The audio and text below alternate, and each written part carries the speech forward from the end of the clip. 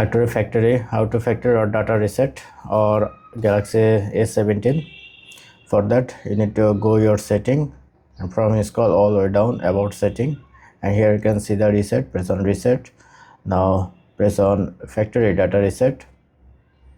Make sure your phone is backup properly. Press on reset, delete all.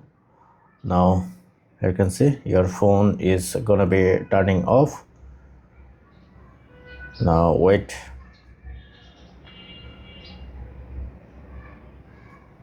Yeah, it's coming with a Galaxy logo.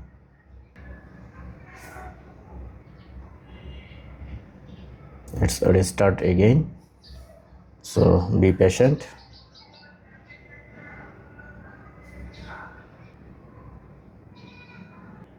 Now it's prepared to set up. Is that welcome? So now you need to set up your phone as a new. That's it. Thank you. Don't forget to thumbs up. Have a good day.